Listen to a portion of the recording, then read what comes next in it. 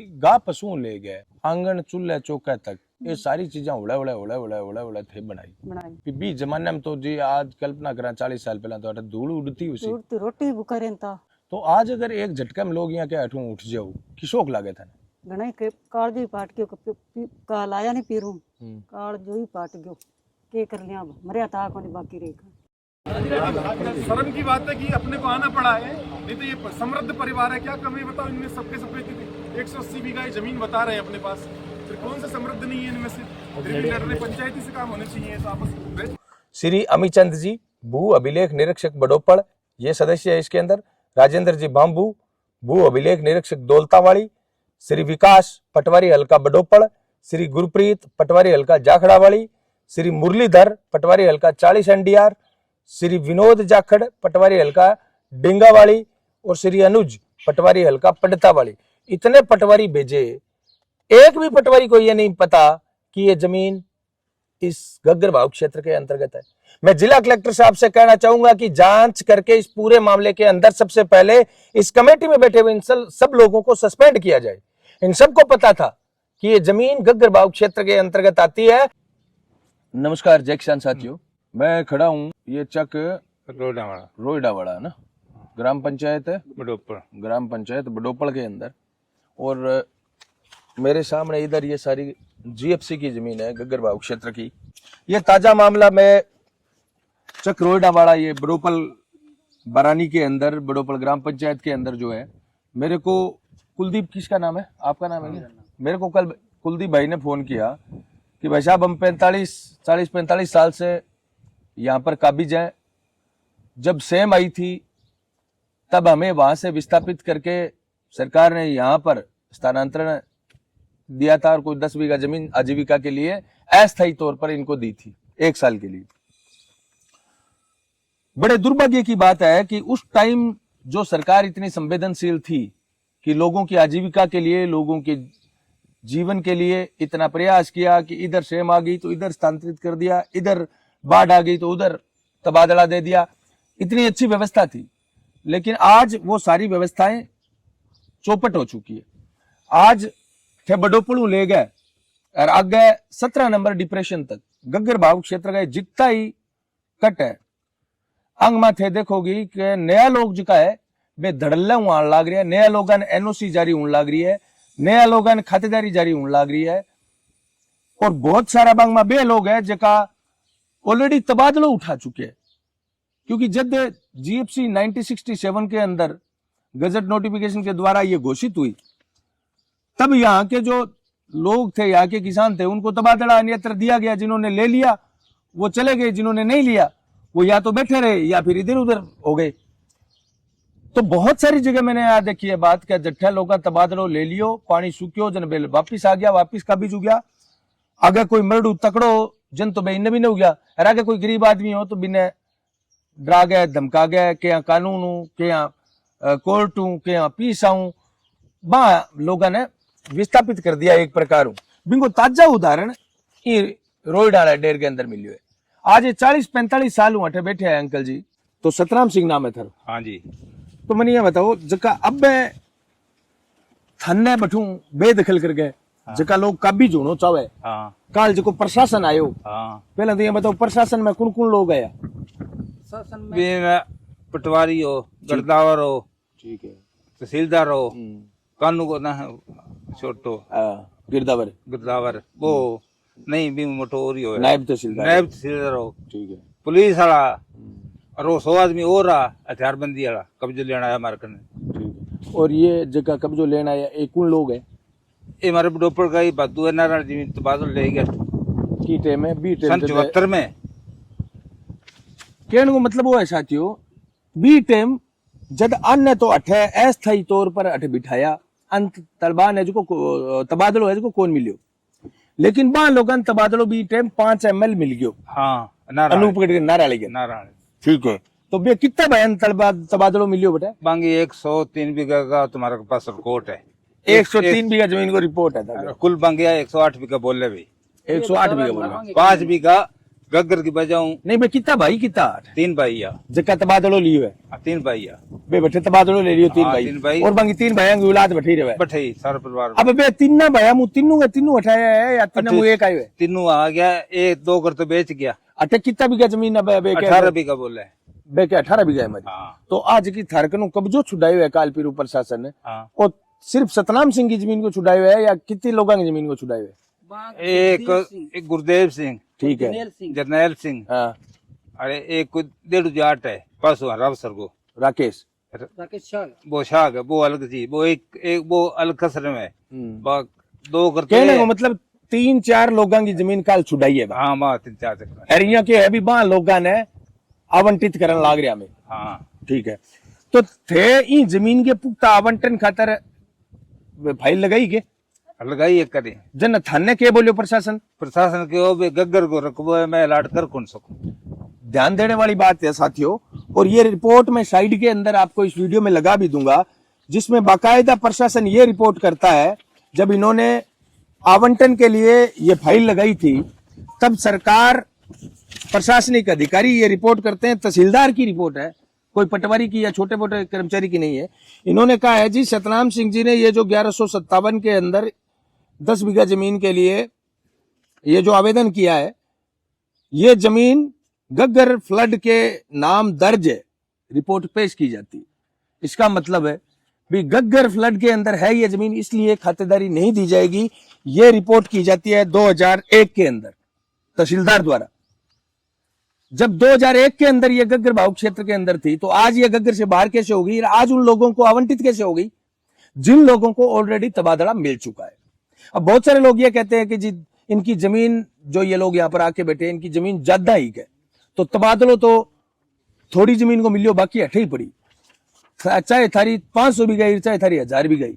जो गग्गर भाव क्षेत्र में आ गई बात जमीन खातेदारी हुई कौन सा, बात जमीन बहाल हुई कौन सा, 1967 को सरकार को गजट नोटिफिकेशन आबाद का और अभी 2024-25 के लिए जो बजट हुआ उस बजट के अंदर मुख्यमंत्री ने खुद ने जो पिछले दिनों हनुमानगढ़ आए थे उन्होंने खुद ने घोषणा की थी कि इस पूरे गग्गर भाव क्षेत्र को है वो अभ्यारण्य घोषित किया जाएगा, जिसकी डिमांड हम भी बहुत लंबे टाइम से ये निकाल रहे थे कि जिस प्रकार से तबादला लेने के बावजूद लोग अठे दोबारा खरीदारी लेने लग रहे हैं और जगह लोग गरीब लोग अठे अस्थायी तौर पर बसाया गया बंग आजीविका के लिए भी सरकार अठे जमीन कौन देश के आज को पक्षपात है वो पूंजीवाद को द्योतक है, मतलब जिसके पास पैसा है जो अधिकारियों को खरीद सकता है वो तो यहाँ पर जमीन की रजिस्ट्री ले आएगा, खरीदारी ले आएगा और जिनके पास पैसा नहीं है वो भटकते फिरे।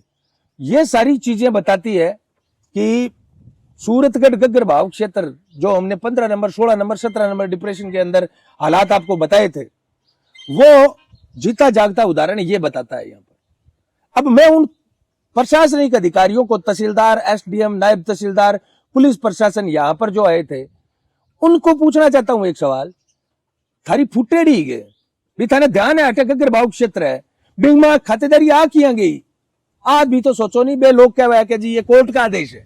मैं उन लोगों को कहना चाहूंगा कोर्ट को क्या भ्रमित नहीं किया जा सकता क्या? कोर्ट को इन लोगों ने जानबूझ के भ्रमित किया, एक सामान्य आवंटन आदेश दिखाया गया, कोर्ट को यह नहीं बताया गया कि यह गग्गर भाव क्षेत्र की जमीन है और हम वहां पर आवंटन लेके आ गए अब वहां पर ये कब्जा छुड़वाओ, ये कोर्ट को नहीं बताया गया है।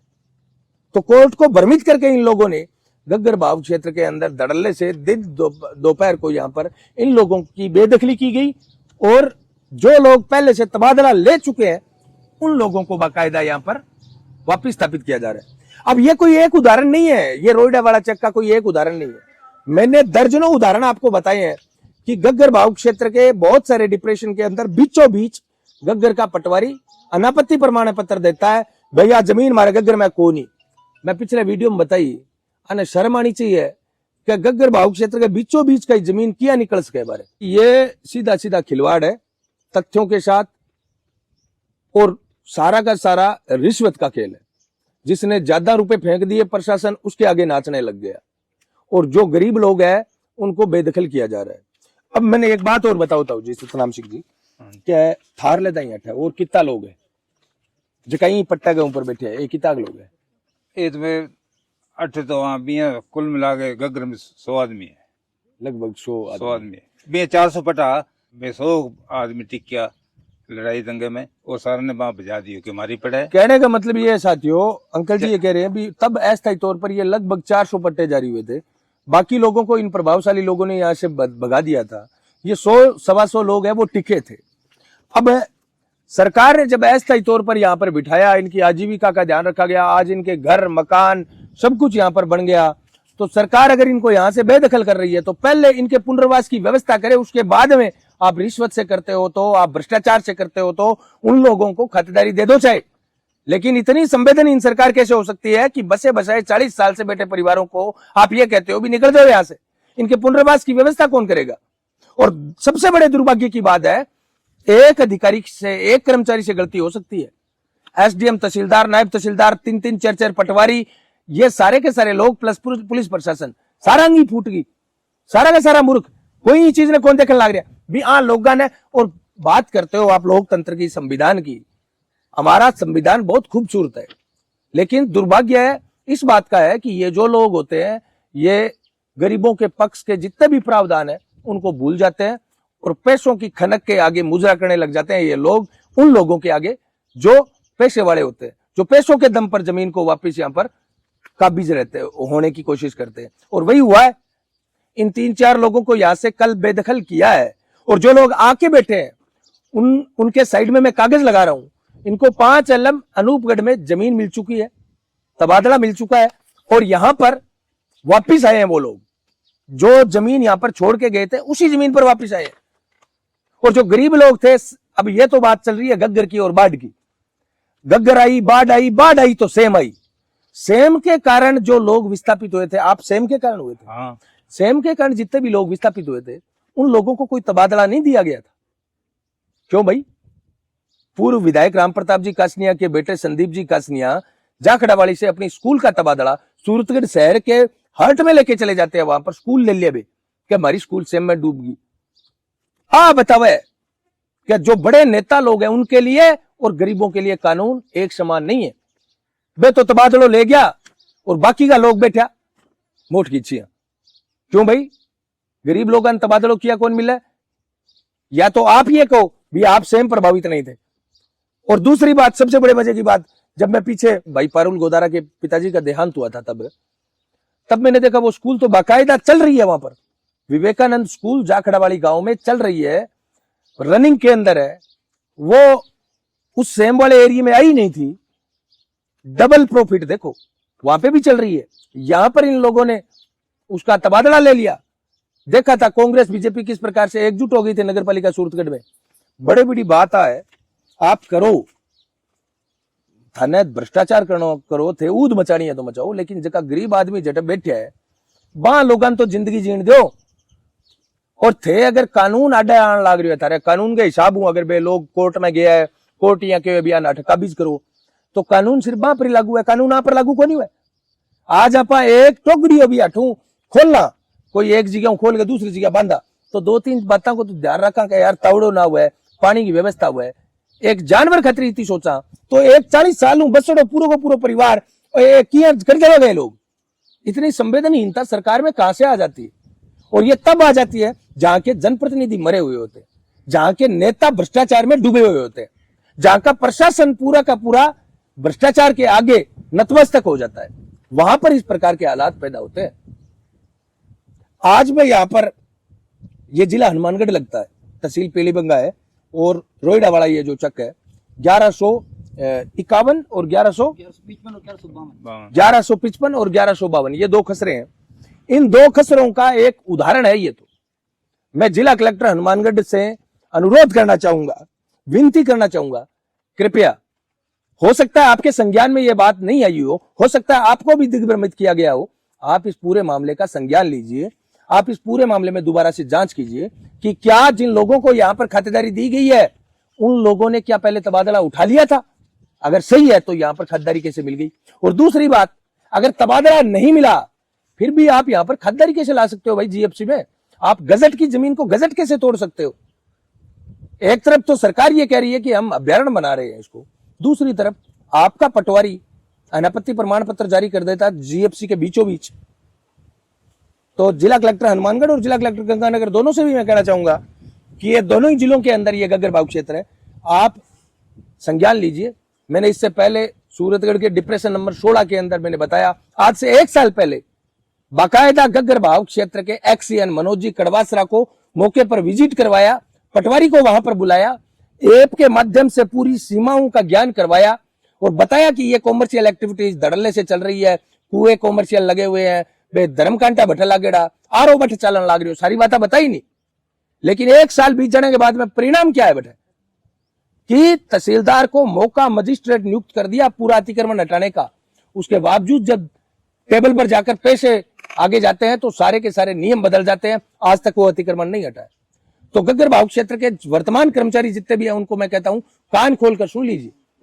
आपने आज तक भ्रष्टाचार जितना कर लिया उतना कर लिया, जो बात हमारे संज्ञान में नहीं आती है आप वहां पर भ्रष्टाचार कर सकते हैं, लेकिन कोई बात संज्ञान में आ गई वहां पर आप गरीबों को इस प्रकार से बेदखल करने का, इस प्रकार का डिसीजन नहीं कर सकते भाई। यहां पर 3-4 बातें मुख्यतः ध्यान देने वाली है कि एक तो सेम विस्थापित थे और एक गग्गर बाढ़ विस्थापित थे। इन दोनों ही मामलों के अंदर हमने देखा है तबादला बहुत सारे लोगों को मिला है, लेकिन जो प्रभावशाली लोग अब मोटा चौधरिया बेटो तबादलो भी ले लियो और लारा जक्की जमीन मांगी डूबी भी मैं वापिस आर बैठिया, हर जगह गरीब आ बेरो था फिर आ लोगन तो सरकार विस्थापित करो। एक बात बताओ सतराम सिंह जी, कोर्ट में गया थे, कोर्ट को काम तो था ध्यान अभी चाल तो रही, तारीखा पड़ती रही थे, रोता रही और बे करता रही। अगर आज एक देवी जी जमीन में तो थाने काटी दिया, हाँ। एक देवी अठू ट्विन फोड़ी चकोर जाओ, हाँ। कट जाऊगा, कट जावा मैं तो मरांगा ये ठहरे अटे और जगह हमारा है ही को नहीं, इतो समान है।